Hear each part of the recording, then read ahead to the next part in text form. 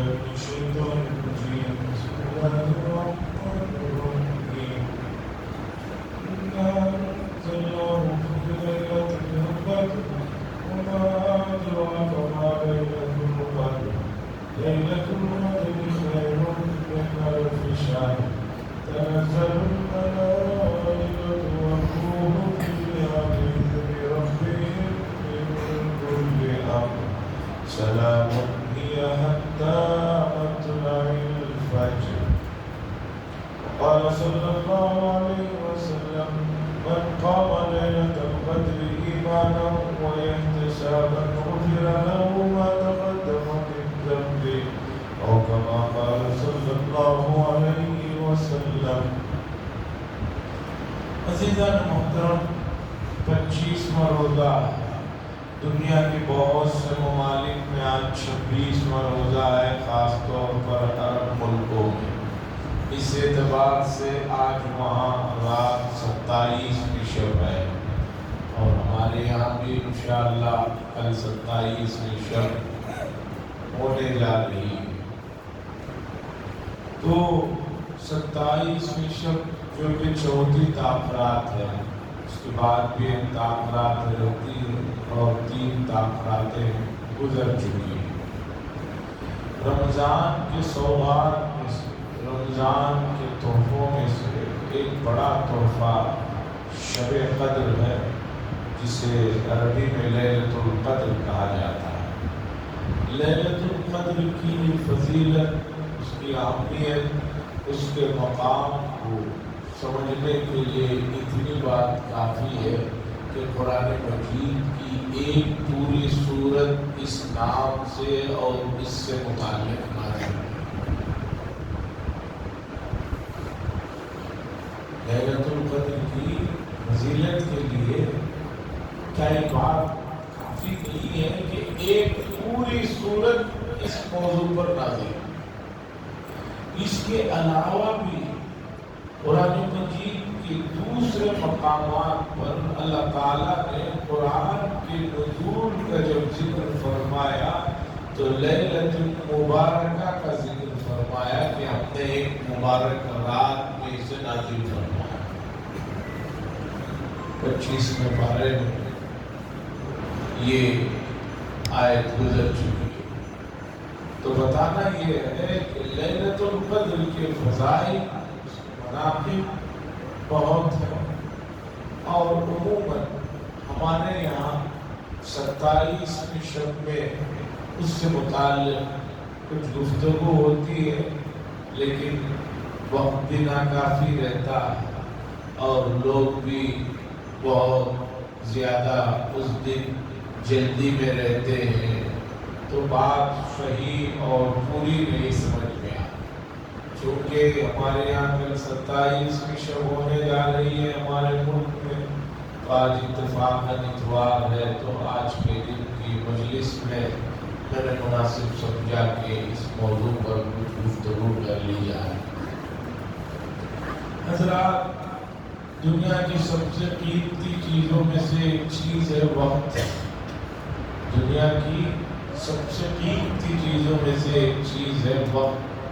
وقت کا کوئی بدل نہیں، وقت کا کوئی ریپلیس نہیں کہ بھی وقت چلے گیا پھر آپ چاہیں خریدنا چاہیں لینا چاہیں، ایسا نہیں ہوتا۔ قرآن مجید میں کئی مقامات پر اللہ نے فرمایا اذا جاء اجلهم لا يستأخرون ساعة ولا يستقدمون۔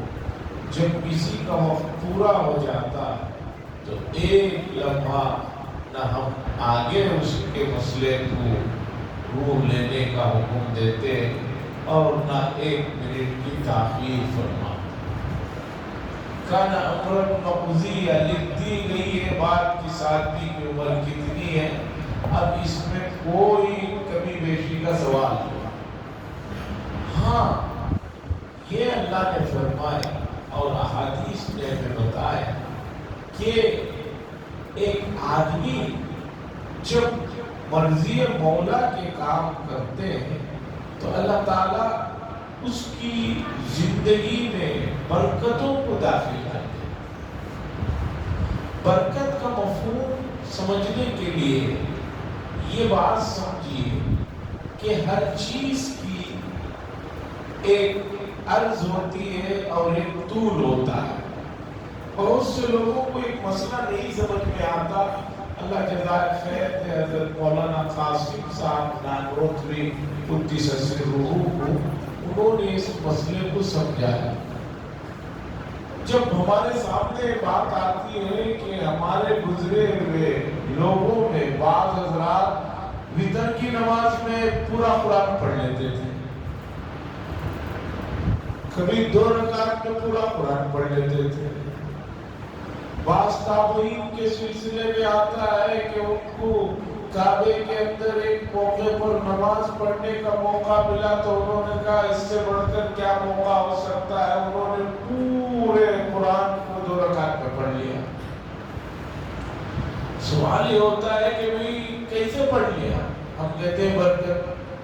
अब जो आदमी बरकत को नहीं मानता, नहीं समझता, वो कहता है मुझे प्रैक्टिकल कोई चीज समझाओ। अल्लाह जज़ाए खैर दे इस बड़ी इल्मी शख्सियत को, हज़रत मौलाना कासिम साहब नानोत्री कुद्दीस सिर्रुहू को बड़ी अजीब बात है, सिर्फ 48 साल की उम्र मिली। जैसे हमारे टीपू सुल्तान शहीद रहमतुल्लाह अलैह को इतनी उम्र मिली, लेकिन इतनी उम्र में हजरात ने जो काम किया है, आप यकीन मानिए अगर आप इल्मी ज़ौक़ रखते हैं, इल्मी ज़ौक़ रखते हैं, फिर अब बातिला पर आप उनके सवालात समझना चाहते हैं तो ख़ास तौर पर हज़रत मौलाना कासिम साहब नानोत्री कुद्दीस सिर्रुहू की किताबों को देखिए, आप हैरान हो जाएं। खैर, उन्होंने समझाया इस मसले को, बरकत के मसले को लाजिक तौर पर। उन्होंने कहा कि भाई देखो हर चीज का एक तूल होता है और एक अर्ज होता है। जैसे हमारी मस्जिद है, इसकी लंबाई 60-70 जितनी भी है, ये चौड़ाई 40। तूल जो होता है उसमें कोई कमी पेशी नहीं हो सकती। वो जितना अल्लाह ने लिख दिया है उतना तय है। लेकिन अल्लाह ताला अपने खास बंदों के लिए अर्ज में लंबाई को बढ़ा देते हैं। मसले को समझिए और आसान अल्फाज। हम लोग जो कपड़ा लेते हैं नॉर्मल, उसका पन्ना 36 का होता है, तो हमारे लिए कुर्ता पैजामे के लिए उम्मूमन 6 मीटर 5.5 मीटर कपड़ा होता है। एक अर्ज होता है 44 का पन्ना। जब आप 44 का पन्ना लेते हैं तो टेलर साहब कहते हैं कि भाई 5.5 की जरूरत नहीं, और जरा कम कर लो। उसके बाद एक और पन्ना है, डबल पन्ना कहते हैं, 60 का पन्ना होता है। तो 60 के पन्ने में 4 मीटर में, बल्कि 3.5 मीटर में आसानी के साथ कुर्ता पैजामा हो जाता है। एक और उससे बड़ा पन्ना है, बाहर से वो कपड़ा आता है, उम्मूमन 120 का पन्ना होता है। कितने का होता है? 120 का पन्ना होता है। उसका अर्ज 120 होता है। अब उस कपड़े में 1.25 मीटर में एक आदमी का, नॉर्मल आदमी का, अच्छे खासे नॉर्मल आदमी का कुर्ता पैजामा आसानी से हो जाता है। अब अगर मैं कहूं कि भाई मेरा 1.25 मीटर में कपड़े में कुर्ता पैजामा हो जाता है, तो सामने वाले जिनके दिमाग में कभी 36 पन्ने के अलावा पन्ना ज़हन में है ही नहीं है, वो कहेंगे कि भाई हजरत को लगता है दोपहर में रोजा लग गया है। 1.25 मीटर में कैसे हो जाएगा? और अगर मैं कहूं कि 3.5 मीटर में, 60 के पन्ने को मानकर कहूं कि 3.5 मीटर में हो जाता है, तो भी लोग कहेंगे कि नहीं हजरत कुछ ज्यादा ही अपने आप को दुबला पतला समझ रहे हैं, इसलिए 3.5 की बात कर रहे हैं। 3.5 में तो कोई सवाल ही नहीं है, 6 मीटर से कम में होता ही नहीं। लेकिन जिस आदमी ने 120 का पन्ना देखा है اور ہو سکتا ہے اس سے بھی بڑا پنا آتا ہوگا جو میں نے نہیں دیکھا، تو اس میں 1.5-2 میٹر میں کپڑا ہو جاتا ہے۔ تو پتہ چلا کہ طول تو اتنا ہی ہے، لمبائی اتنی ہے 1.5 میٹر کی، لیکن چوڑائی بڑھنے کی وجہ سے کام جو ہے کم میں ہو رہا ہے، لمبائی کم ہے پھر بھی ہو جا رہا ہے۔ حضرت مولانا قاسم صاحب نانوتوی قدس سرہ نے فرمایا کہ وقت کی بھی یہی حالت ہے، وقت کا ایک طول ہے، 1 گھنٹہ ہے جس میں 60 منٹ ہے، وہ سب کے لیے 60 منٹ ہے، اور ہر منٹ کے 60 سیکنڈ ہے، وہ سب کے لیے برابر ہے۔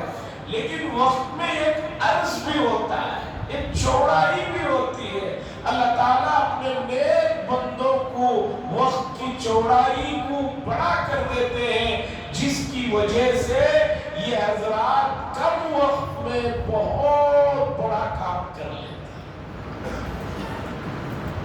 یہ معنی برکت کے مفہوم کو سمجھنے سمجھانے کے لیے مدت تک میں ایسی چیز تلاش کرتا رہا جو ہر آدمی سمجھ سکے، جو برکت کو نہیں جانتا وہ بھی سمجھ سکے۔ حضرت مولانا کی بات جب مجھے ملی، طبیعت جو ہے خوش ہو گئی، اور شاید آپ لوگوں میں سے بھی جس آدمی نے یہ بات اگر پہلی مرتبہ سنی ہے، سمجھ میں آئی ہے، تو شاید انہیں خوشی ہوگی کہ جو لوگ یہ کہتے تھے کہ کم وقت میں یہ کام ہو جاتا ہے، یہ کیسے ممکن ہے؟ میں نے مثال جو حضرت نے دی اسے دے کر سمجھایا ہے۔ امید ہے اب کبھی اس سلسلے کا کوئی اعتراض ذہن میں نہیں۔ عزیزان گرامی، امت محمدیہ پر بڑے احسانات ہیں اللہ تبارک و تعالیٰ کی۔ بخاری شریف میں ایک حدیث ہے جسے امام بخاری اپنی عادت کے موافق کئی جگہ پر لائے ہیں۔ کتاب الاجارہ، کسی آدمی کو اجرت پر، مزدوری پر کام کو جو لیا جاتا ہے، اس سلسلے میں جو احکامات ہیں اس ذیل میں بھی انہوں نے وہ حدیث لائی ہے۔ تو وہ حدیث سنیے جس سے آپ کا مقام، یعنی رسول اللہ صلی اللہ علیہ وسلم کے امتی کا مقام کیا ہے پتہ چل جائے۔ حدیث میں ہے کہ ایک آدمی نے اعلان کیا کہ میرے یہاں کام ہے، صبح سے لے کر ظہر تک کام کرنا ہوگا اور بدلے میں 1 قیراط دوں گا۔ اس زمانے کی جو کرنسی تھی وہ 1 دوں گا۔ لوگ آئے، صبح سے کام کیا، ظہر تک کام کیا، اور آپ جانتے ہیں صبح سے لے کر ظہر تک کا جو وقت ہے وہ ذرا لمبا ہوتا ہے۔ نمازوں میں جو وقت ہے فجر سے لے کر ظہر تک کا لمبا کیا ہے۔ پھر مالک نے اعلان کیا، بھئی میرے یہاں کام ہے، ظہر سے لے کر عصر تک کرنا ہوگا، 1 قیراط دوں گا۔ کچھ اور لوگ آئے، انہوں نے آ کر کہا کہ ٹھیک ہے ہم کام کرتے ہیں، ہمیں 1 قیراط دیجیے۔ نے 1 قیراط دیا۔ پھر مالک نے اعلان کیا کہ بھئی ہمارے یہاں کام ہے، مزدوری کی ضرورت ہے، مزدوروں کی ضرورت ہے، عصر سے لے کر مغرب تک کام کرنا ہے، اور اتنا کام کرنے پر ہم تمہیں 2 قیراط دیں گے۔ آپ جانتے ہیں کہ فجر سے ظہر تک کا وقت لمبا ہے، پھر ظہر سے عصر تک کا وقت بھی لمبا ہے، لیکن عصر اور مغرب کا وقت بہت شارٹ ہے، مشکل سے 1 گھنٹہ ہے۔ اب عصر سے مغرب تک کام 1 گھنٹہ، اور مزدوری میں اجرت 2 قیراط۔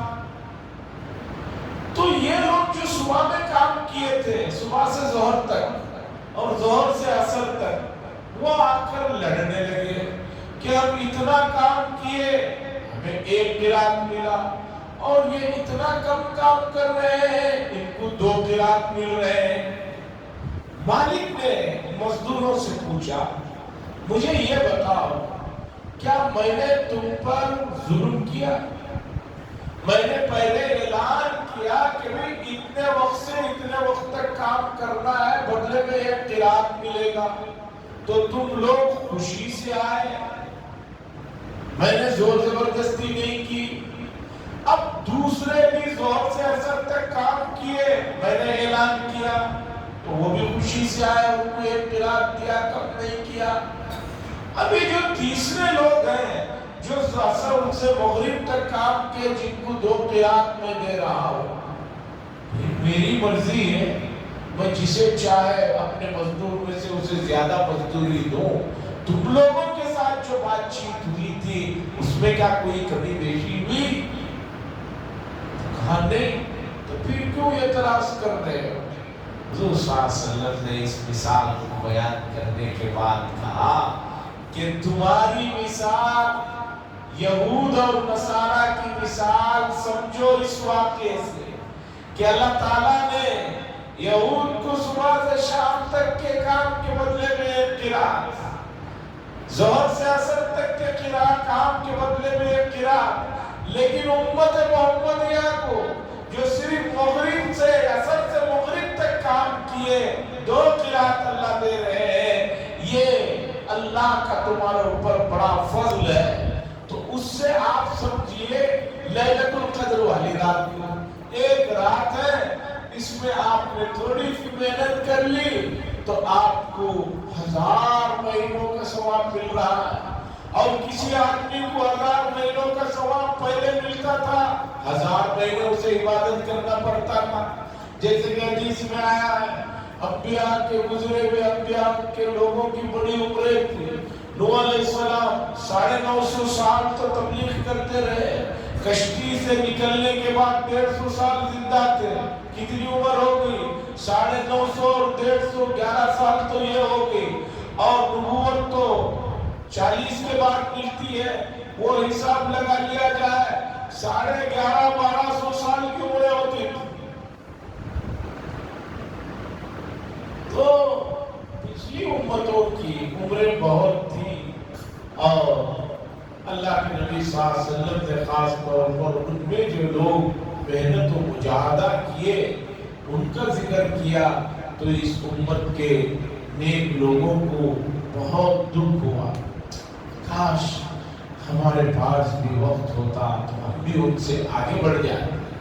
جیسے ایوب علیہ السلام کے اللہ کے نبی نے ذکر کی مثال حضرت حزقیل ہے اور حضرت یسع ہے.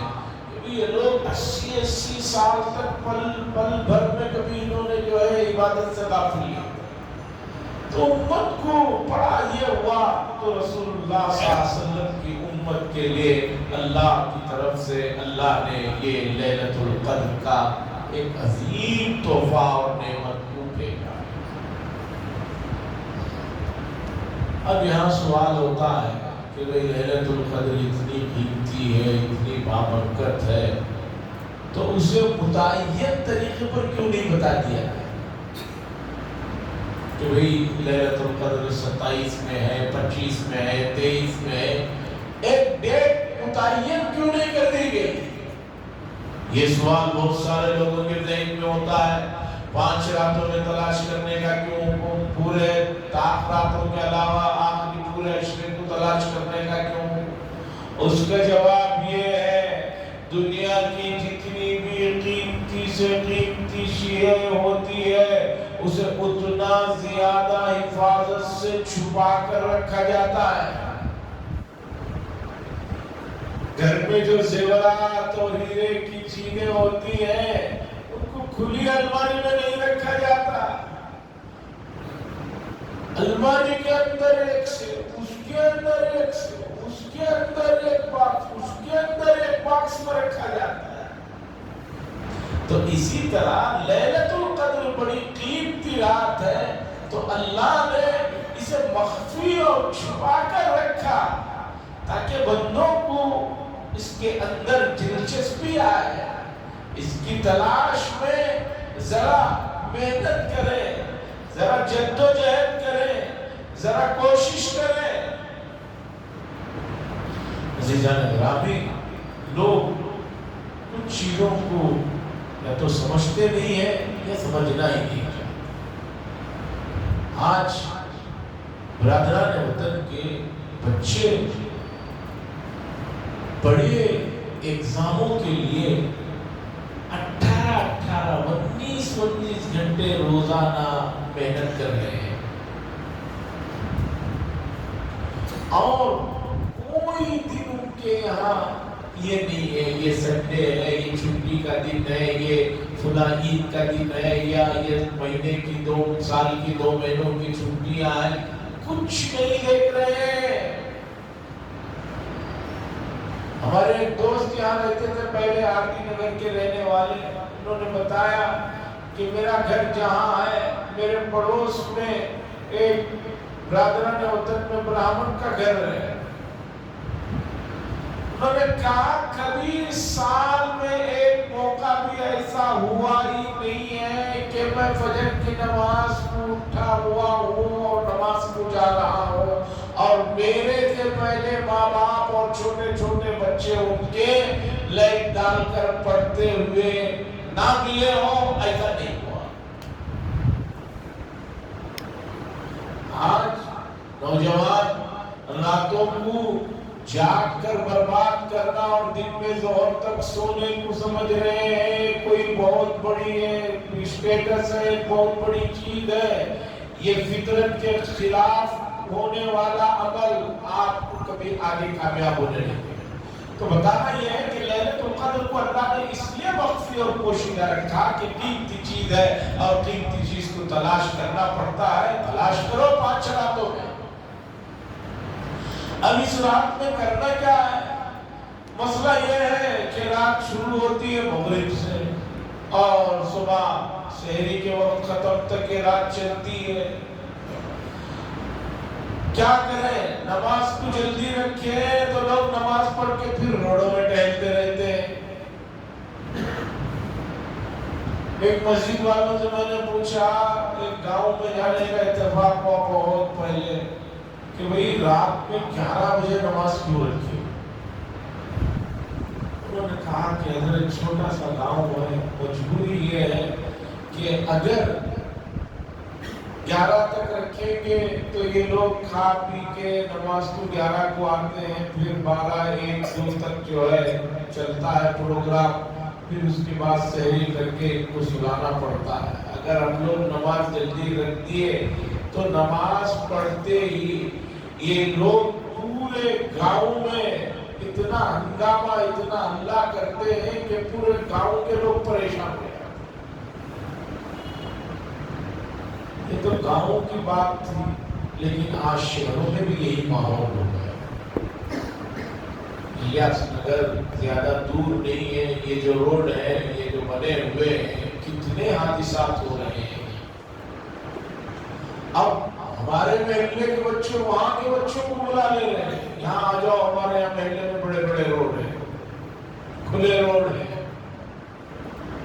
گرامی انسان کی جیسے عزت پیاری ہے، اس کے جسم کی حفاظت بھی شریعت میں بڑی چیز ہے، اس کی بڑی قدر و قیمت ہے۔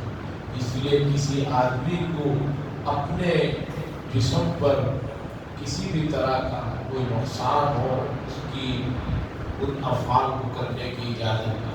وَلَا تُلْقُوا بِأَيْدِيكُمْ إِلَى التَّهْلُكَةِ، اپنے ہاتھوں کو ہلاکت میں مت ڈالو، قرآن کہہ رہا ہے۔ تو اس لیے ان راتوں میں یہ جو فضا بنی ہوئی ہے، اس فضا کو، اس ماحول کو ختم کرنے کی ضرورت ہے۔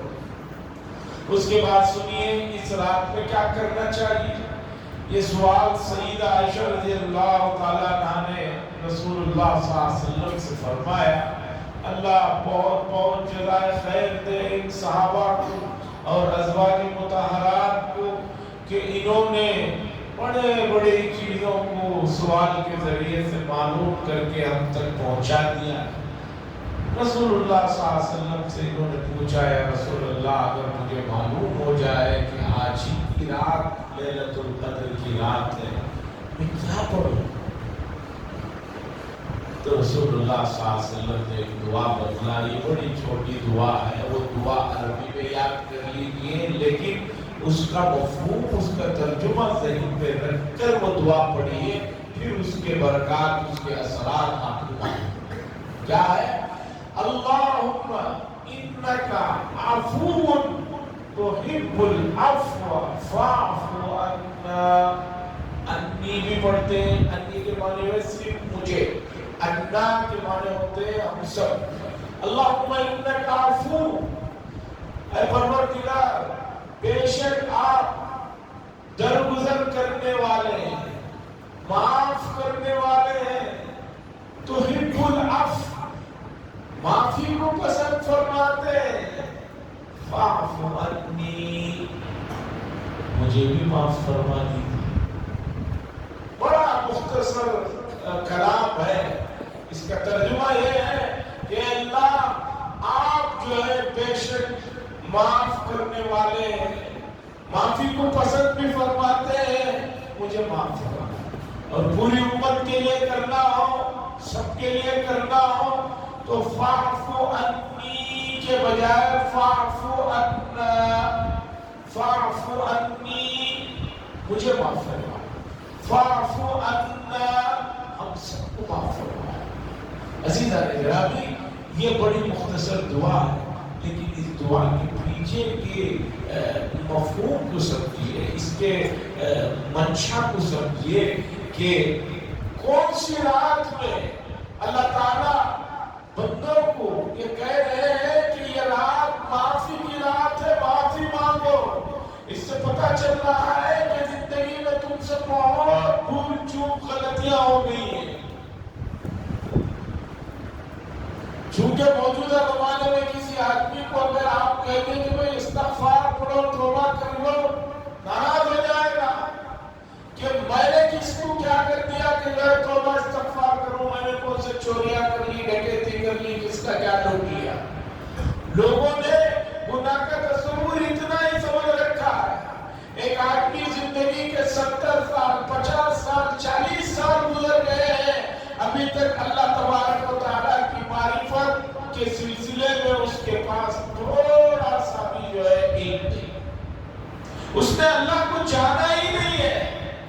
قرآن کیا کہتا ہے سنیے، وما قدر اللہ حق قدری، اللہ کی جیسے قدر ہونی چاہیے ویسے لوگوں نے کی نہیں. آپ کا اپنا کوئی قریبی رشتہ دار بچہ آپ کی ناقدری کرتا ہے، آپ کو افسوس ہوتا ہے، طیش میں آتے ہیں، غصے میں آتے ہیں کہ میرے بچے نے، میرے اس رشتہ دار نے جس کے لیے میں نے کیا کچھ نہیں کیا، اس نے میری قدر نہیں کی. تو ذرا سوچئے کہ اللہ تبارک و تعالیٰ کے احسانات اور انعامات اور کیا کیا پر کتنے ہیں. اس کے باوجود اگر ہم اللہ کو نہ جانے، اللہ کی صفات نہ سمجھیں تو یہ کتنا بڑا گناہ ہے. امام غزالی نے لکھا ہے متقی سے متقی آدمی کو بھی توبہ ہر وقت کرتے رہنا چاہیے، چونکہ جتنا تقوی میں بڑھتا رہے گا وہ ایک مقام اللہ کے قریب ہوتا رہے گا. اور جب وہ قریب ہوگا تو یہ گزری ہوئی زندگی پر اسے بڑا افسوس ہوگا. جیسے ہم اپنے بچپن کو یاد کر کے افسوس کرتے ہیں، یار بچپن میں بھی کیسے ہم لوگ پاگل تھے، کسی کی سائیکل لے کر بھاگ جاتے تھے، کسی چپل کے ادھر ادھر رکھ کے خوش ہو جاتے تھے. آج سائیکل کوئی دے کر گئے لو بیٹا مانگ لو تو ہم سائیکل چھینے تیار نہیں. ایک زمانہ تھا کہ سائیکل کے پیچھے بھاگ رہے تھے، کسی گاڑی کے پیچھے بھاگ رہے تھے. جیسے ہمیں اپنے ماضی پر افسوس ہوتا ہے، اسی طرح جب آپ اللہ کی معرفت میں آگے بڑھتے جائیں گے تو آپ کو اپنی گزری ہوئی زندگی پر بہت افسوس ہوتا ہے کہ کیا میں نے زندگی گزاری جو اللہ کی محبت اور معرفت سے بہت دور. تو عزیزان گرامی، یہ رات امت محمدیہ پر ایک بہت بڑا انعام اور احسان ہے. اس کا ایک ایک لمحہ جو واپس آنے والا نہیں ہے، اس کی قدردانی کے لیے پلاننگ کیجئے کہ کل ہمیں مغرب سے ہی تیار رہنا چاہیے. ایسا نہیں ہے کہ وہی مغرب کے بعد عشاء کی جماعت سے 5-10 منٹ پہلے آپ پانی نہانے جا رہے ہیں، واپس آئے تو آپ کی عشاء کی جماعت ہی چھوٹ گئی. جبکہ ایسے قیمتی راتوں میں فجر اور عشاء اگر کوئی آدمی تکبیر اولیٰ کے ساتھ مکمل پڑھ لیا، سمجھیے کہ بہت بڑا اس کے نام اعمال پہ ثواب آ جاتا ہے۔ لیکن ایسے قیمتی راتوں میں ہم دیکھتے ہیں کہ لوگ اس دن عشاء میں تکبیر اولیٰ سے اڑا دیتے ہیں، اور فجر تو خیر کچھ پڑھتے ہیں، گھروں میں بھی سوچتے نہیں بچہ رات بھر جاگیا ہے سو جانے دو۔ ارے بھائی جاگا ہے تو فجر کو کیسے چھوڑ سکتے ہیں؟ فجر تتمہ ہے، فائنل ایگزام کے وقت میں جا کر آدمی سو جا رہا ہے، تو یہ تو کوئی بات نہیں۔ تو تکبیر اولیٰ کے ساتھ نمازوں کا اہتمام کریں، اور جن حضرات کو اپنے ساتھ میں بچوں کو لانا ہے، مسجد میں اوپر کے حصے میں بھی جگہ رہتی ہے، ساتھ میں لائیں، ساتھ میں لے کر جائیں، اور مسجد کے آداب کا بڑا پاس و لحاظ ہے۔ مساجد کے حقوق کے سلسلے میں خاص طور پر ایسی قیمتی راتوں میں بڑی کوتاہیاں ہو جاتی ہیں۔ علامہ بدر الدین ایوبی رحمۃ اللہ علیہ نے لکھا ہے کہ ایک حدیث ذکر کی کہ جو آدمی مسجد کی تھوڑی سی بھی بات چیت یا کسی بھی طرح سے ناقدری کرتا ہے، اس کی نیکیاں ایسے ختم اور جل جاتی ہے جیسے سوکھی لکڑی کو آگ لگنے سے پوری لکڑی جل جاتی ہے۔ حضرت تھانوی قدس سرہ نے لکھا اپنے والد کے تربیت کا انداز کہ 27ویں شب میں جب مسجد میں جاتے تو مغرب کے بعد حضرت تھانوی فرماتے ہیں کہ میرے والد مجھے اور ان کے ایک بھائی تھے بڑے اکبر علی صاحب، ہم دونوں کو بٹھاتے اور جو مسجد میں شام میں شیرینی بننے والی ہوتی تھی 1-2 کلو لا کر رکھ دیتے اور کہتے کہ بیٹا شام میں مسجد میں بھی بننے والی ہے، لیکن میں چاہتا ہوں کہ تم ابھی سے کھاؤ جتنی کھا سکتے ہو۔ ہم کھاتے کہتے آؤ کھاؤ، کہتے کہ دل بھر گیا، پیٹ بھر گیا، اب سن لو مسجد میں جا رہے ہیں، وہاں شیرینی جب تقسیم ہوگی بچے بڑے سب بعض مرتبہ بے صبری کا مظاہرہ کرتے ہوئے آوازوں کو بلند کرتے ہیں، تمہیں نہیں کرنا ہے، کیوں؟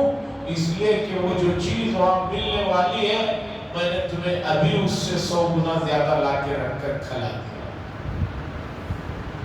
تاکہ مسجد کے ادب کا احترام تم وہاں شور کرو۔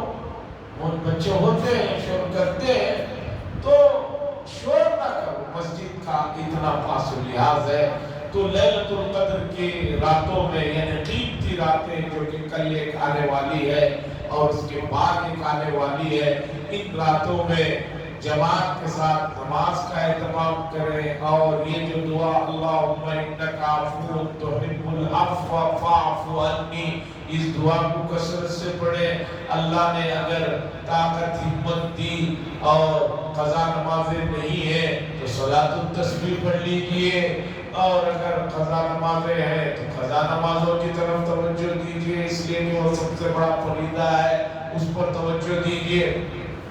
تیسرا، مسجد کا پاس و لحاظ رکھیے، مسجد میں سلیقے سے آئیے، سلیقے سے جائیے، اور ایسے موقعوں پر کچھ نہ کچھ کھڑے ہوتے ہوئے بیٹھتے ہوئے کوئی سی بات ہو جائے تو جو ہے صبر کا مظاہرہ کریں، اس لیے کہ فرشتے آسمانوں سے جبریل علیہ السلام کی نگرانی میں اترتے ہیں۔ اللہ فرماتے ہیں اِنَّا أَنزَلْنَاهُ فِي لَيْلَةِ الْقَدْرِ، ہم نے اس قرآن مجید کو لیلۃ القدر میں نازل کیا۔ وَمَا أَدْرَاكَ مَا لَيْلَةُ الْقَدْرِ، اور تمہیں پتا بھی ہے کہ لیلۃ القدر کیا ہے۔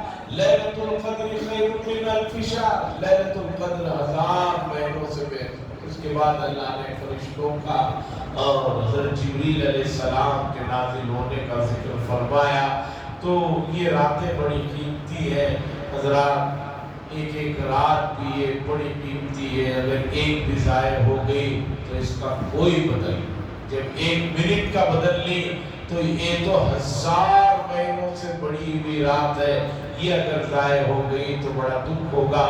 ابھی سے کل کے لیے تیاری کر لے، اور اس کے بعد بھی ایک رات ہے اس کے لیے پلاننگ کر لے کہ اس رات کو ایک منٹ بھی ضائع نہیں کرنا ہے۔ اللہ سے دعا فرمائے اللہ تبارک و تعالیٰ ماہ مبارک کا جو حصہ باقی رہ گیا ہے اپنے فضل و کرم سے اس میں زیادہ سے زیادہ اعمال کو کرنے کی توفیق نصیب فرمائے۔ وآخر دعوانا الحمدللہ رب العالمین۔